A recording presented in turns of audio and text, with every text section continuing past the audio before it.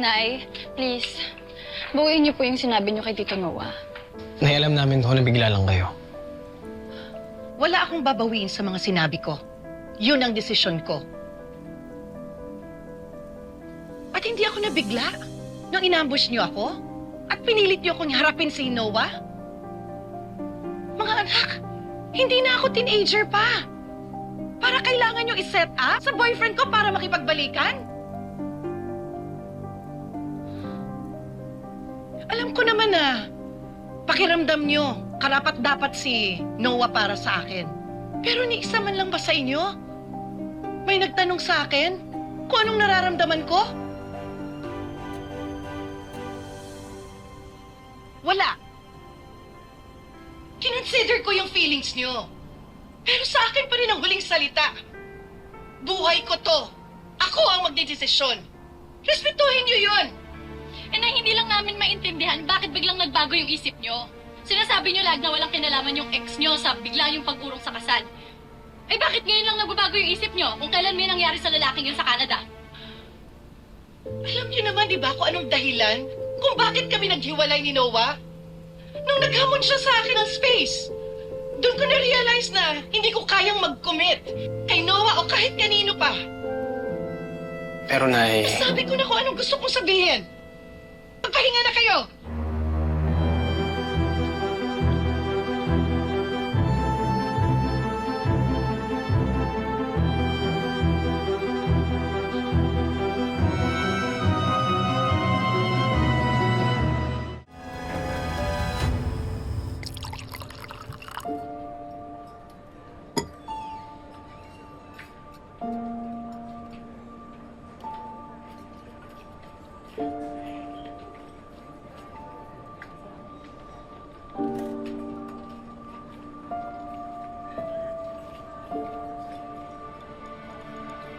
Tito, Tito, how are you?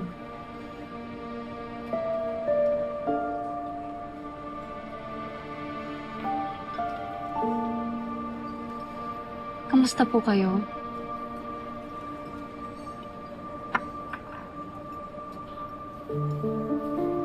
I'm sorry, Tito. Yung scheme namin na pagharapin kayo ni Nanay, nag-backfire pa sa atin. I'm confused. Hindi ko alam kung ano mali sa akin.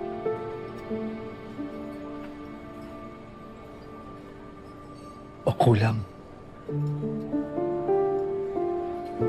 Wala naman akong ginawa kundi mahalin lang nanay niyo. alam naman ho namin yung Tito eh. Wala ho sa inyo yung problema. Tsaka, hindi naman mangyayari to kung hindi nilapitan at kinausap ng tatay ni Colleen si Nanay eh. Tsaka kayo rin naman, Tito eh. Bakit yung kasi binigyan ng space si Nanay? Eh yung tuloy kung ano pang naisip niya. Andrea, wag mo na sisihin si Tito. Nagsasabi lang naman ako, Kuya. Tama na. Baka kayo pa mag-away. But don't worry, Tito. Hindi tayo susuko. Gagawin namin ang lahat. Lahat ng paraan para mabago pa ang desisyon ni Nanay.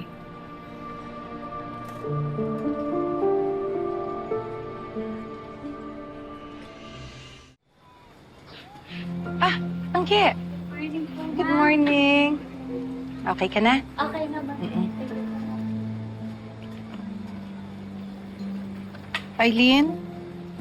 Na-deliver na ba yung mga samples? Okay, salamat.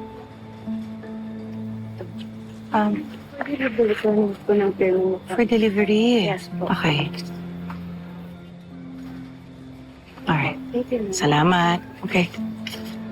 Ah.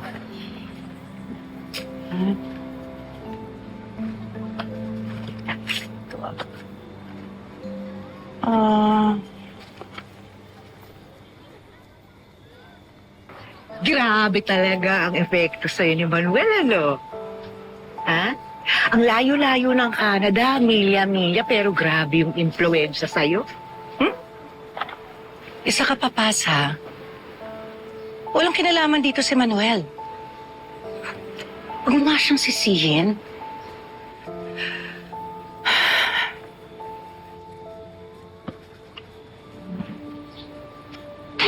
muna, bakit kailangan kong mag-explain ng desisyon ko sa inyong lahat? Dahil Mars, parang may something eh. No? Hindi mo ba naisip na parang konti lang naman na maling desisyon mo? Kasi lahat ng taong nakapaligid sa'yo, mo yun na yung sinasabi eh. Hindi mo ba naisip na lahat ng taong nakapaligid sa'yo naapektuhan na unang-una ng mga anak mo? Dahil umasa silang magiging tatay na nila tong si Noah. Minahal pa naman nila yung tao.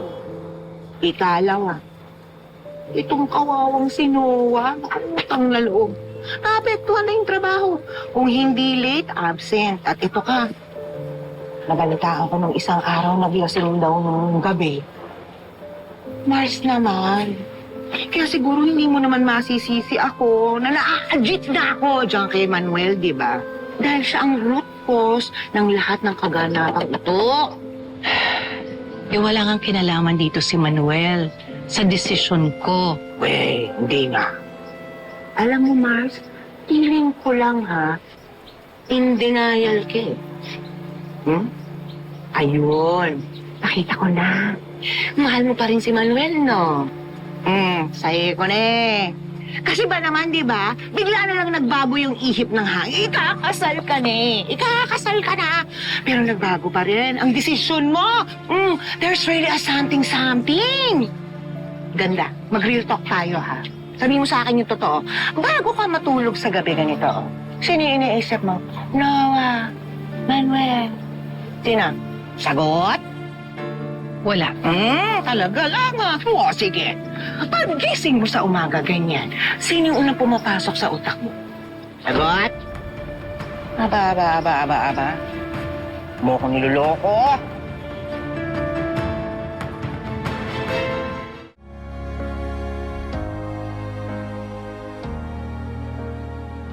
Nay, please, bawiin niyo po yung sinabi niyo kay Tito Noah.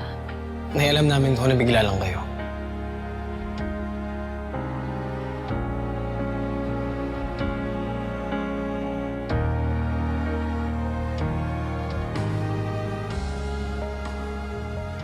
Eh bakit ngayon lang nagbabago yung isip nyo kung kailan may nangyari sa lalaking yun sa Canada?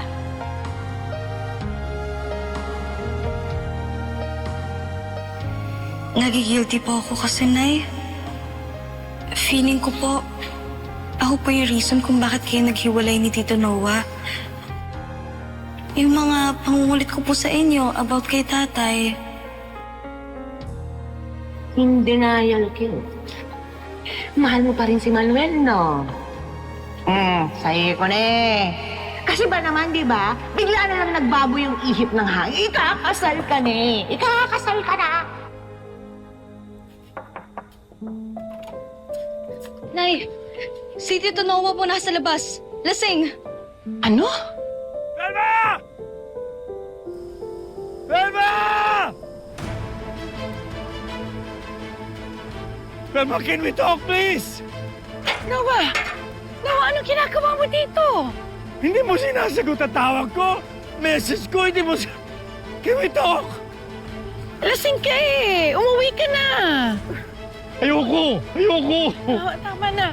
Lasing ka lang eh. Ako, ayan dyan yung kwartya, oh. Velma, hindi ako papayag. Kailangan natin mag-usap. Please! Napag-usapin. Sabi ko na nga sa'yo lahat. Usap naman tayo, Guard Velma. ako, guard. May problema ho ba? Ha? Guard eh kasi, hindi. Guard. Pwede ba? Huwag ka makialam dito! Ha? Sir, hindi ako pwedeng hindi makialam. Nagugulo kasi ang residente dito.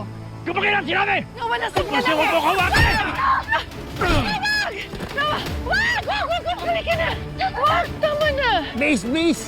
May nagugulo rito sa Block 17, 134. Guard. Wag na, okay na ho. Ako nang bahala sa kanya. Ma'am, hindi ko kayo pwedeng iwan sa kanya. Kuya, okay na po. Nabigla lang po si Tito Noah. Sorry po. Kami na po bahala. Pasensya na. Sige Okay po. na ho kami.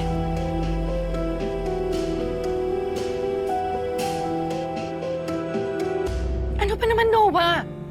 Pati pa naman yung guard. Na walang ginagawa sa'yo, pinatulan mo pa. Buti na lang nakiusap kami ni Colleen eh.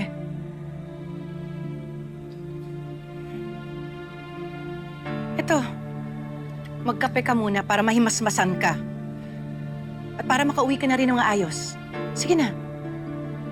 I won't give up on you, Felma. Paglalaban ko, pagmamahal ko sa'yo. Noah naman. Nakapag-decide na ako eh. Respetuhin mo na lang. Bakit ba ang dali sa'yong talikuran ako, ha, Felma? Ganun ba talaga ang sa tingin mo? Hindi madaling pakawalan ng isang taong importante sa'yo. Nakakakonsensya. Masakit. Mahirap. Pero, hindi ko kayang pilitin eh. Hindi ko kayang pilitin. Dahil unfair yun sa sarili ko. Ilang beses ko ba sinasabi sa'yo, ano bang pwede kong gawin para maintindihan mo lahat? Hindi ako mapayag. Ayoko. I won't just walk away without a fight. Felma, mahal na mahal kita, Felma, and I'll do everything for you to make me love you again. Please, Felma, mahal na mahal kita, Felma, please. Please, Felma. Please, Felma. Mahal mo ko ulit, Felma. Please, Felma. Bitawan mo ako na! Ito na nga!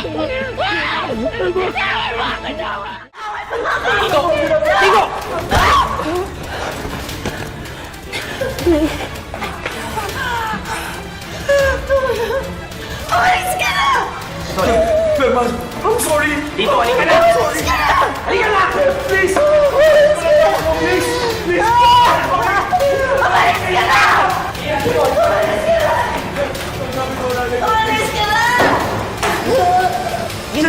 Ito, wag muna ngayon. Sandali lang. Kailangan ko makausap namin mo. Wag na muna ngayon. Please. Felma. Jem, balik tayo sa loob. Halika na, Kailangan ko halika na. makausap ang mami mo.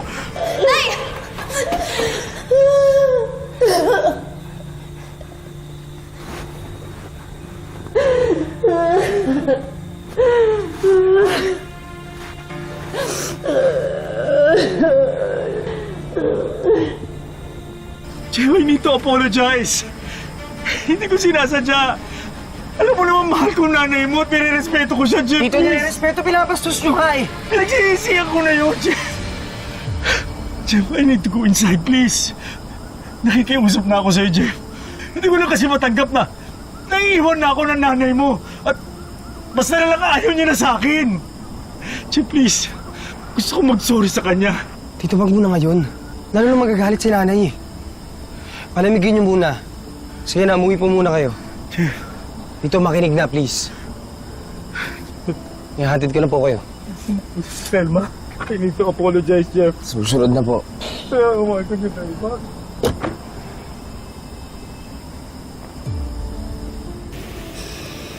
Pinastos niya ako. Nay, kilala naman natin si Tito Noe. Hindi naman niya magagawa yun. Nalasing lang siya, kaya... Ate, hindi yun excuse. Alam naman natin yun, Colleen. Pero intindihin din naman natin yung feelings ng tao. Hindi niya kayang i-handle, kaya kita mo, naglasing siya. Hindi naman yun eh. Yung issue dito, nagpunta siya dito ng lasing. Tapos ina-expect niya, nakakausapin ko siya. Nay, hindi naman sa pinagtatanggol ko si Tito Noah. Pero nasaktan naman kasi yung tao. Nay, may point po si ate. Sige, palalampasin ko to. Pero yung ginawa niya sa akin, mas lalong lumayo yung loob ko sa kanya. Eh di ba, Nay, kayo naman ang unang tumulak sa kanya palayo?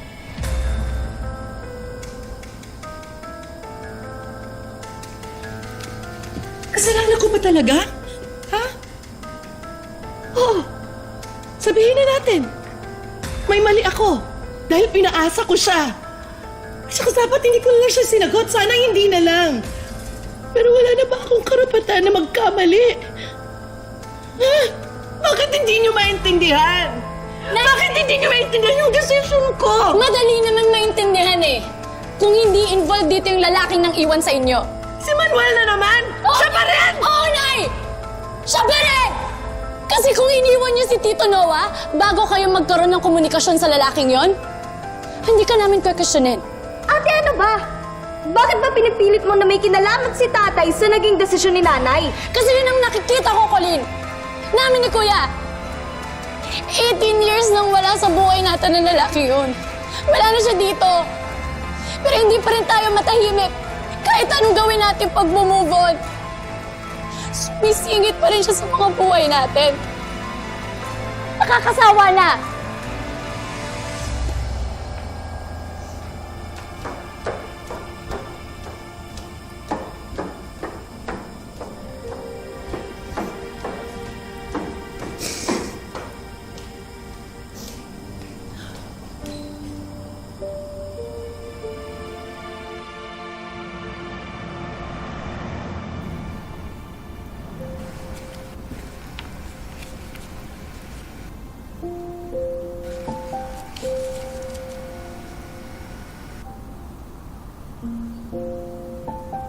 Kawawa ka naman, Tay.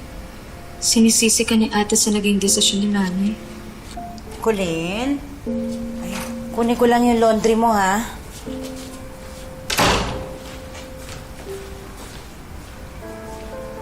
Colleen? Aba, ginawa mo palang album yung mga pictures na yan? Eh, last week lang, di ba kinunan mo yan isa-isa? Para ka mo meron kang, ano ba yun? Soft copy? Pagkatapos ngayon, iyan naman. Naku, magiging issue yan sa atit kuya mo pag nakita nila yan. Sa akin lang naman po ito, Ate Didang. Hindi ko naman po ipapakita sa kanila. Siguraduhin mo yan, Colleen. Eh, mamula na naman ang gulo kasi yan. Iyang tatay mo na lang lagi ang dahilan ng pag-aaway dito. Naaawa na ako kay Ma'am Pelma. Eh, kagaya kagabi. Nagtalo na naman sila ng Ate Andrea mo. Ay, itong matang to.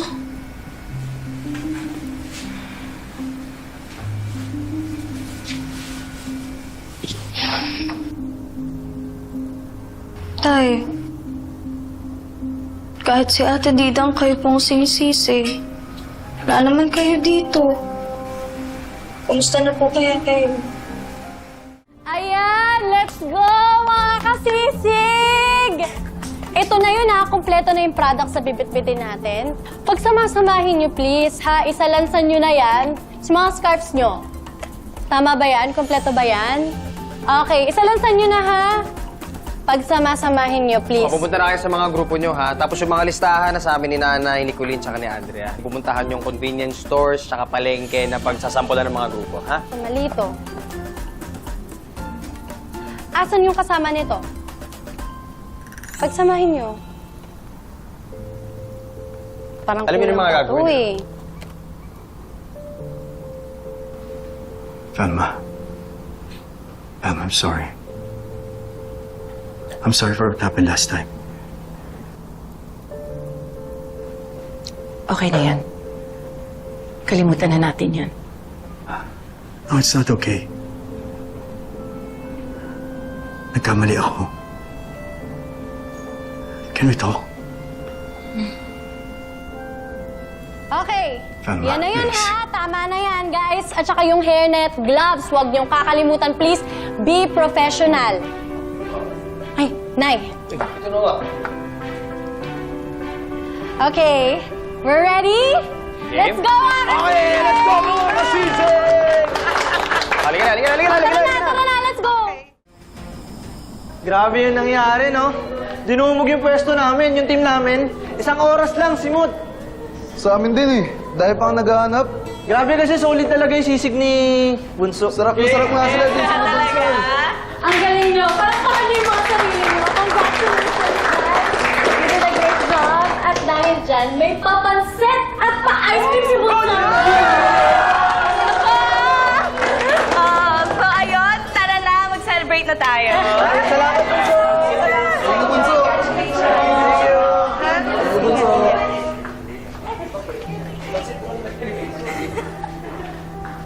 Please. Stop avoiding me.